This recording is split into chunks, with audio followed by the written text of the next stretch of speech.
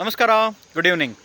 ಇವತ್ತು ಬೆಳಗ್ಗೆ ನನ್ನ ಆತ್ಮೀಯ ಸ್ನೇಹಿತರೊಬ್ಬರು ಕರೆ ಮಾಡಿ NTPC ಗ್ರೀನ್ IPO ಬರ್ತಾಯಿದೆ, ಅಪ್ಲೈ ಮಾಡಿದ್ಯಾ ಅಂತ ಕೇಳಿದ್ರು. ನಾನು ಯಾಕೆ ಅಪ್ಲೈ ಮಾಡಬೇಕು ಅಂತ ಕೇಳಿದೆ. ಅವರು ಎಲ್ಲರೂ ಮಾತಾಡ್ತಾ ಇರೋದ್ರ ಬಗ್ಗೆ ತುಂಬ ಒಳ್ಳೆ ಪ್ರಾಫಿಟಲ್ಲಿ ಹೋಗುತ್ತಂತೆ, ಅದು ಶೇರ್ ಆಚೆ ಬಂದ ತಕ್ಷಣ ತುಂಬ ಒಳ್ಳೆಯ ರಿಟರ್ನ್ಸ್ ಕೊಡುತ್ತಂತೆ, ಅದಕ್ಕೋಸ್ಕರ ಹಾಕಬೇಕು ಅಂತ ಅನಿಸಿಲ್ವ ನಿನಗೆ ಅಂತ ಕೇಳಿದ್ರು. ನಾನು ಅದನ್ನು ಫಾಲೋ ಮಾಡ್ತಾ ಇದ್ದೀನಿ, ಆದರೆ ಹಾಕಬೇಕು ಅಂತ ಅನಿಸಿಲ್ಲ.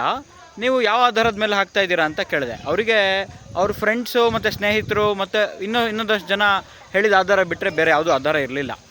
ಸ್ಟಾಕ್ಸ್ ಪಿಕ್ ಮಾಡಬೇಡಿ ಅಥವಾ IPOಗೆ ಅಪ್ಲೈ ಮಾಡಬೇಡಿ ಅಂತ ನಾನು ಹೇಳ್ತಾ ಇಲ್ಲ. ಆದರೆ ಅಪ್ಲೈ ಮಾಡಬೇಕಾದ್ರೆ ಅದ್ರ ಬಗ್ಗೆ ಸಂಪೂರ್ಣವಾದಂತಹ ಮಾಹಿತಿ ಇಟ್ಕೊಂಡು ಮಾತ್ರ ಅಪ್ಲೈ ಮಾಡಿ ಅಂತ ನನ್ನದೊಂದು ಸವಿನಯ ಪ್ರಾರ್ಥನೆ.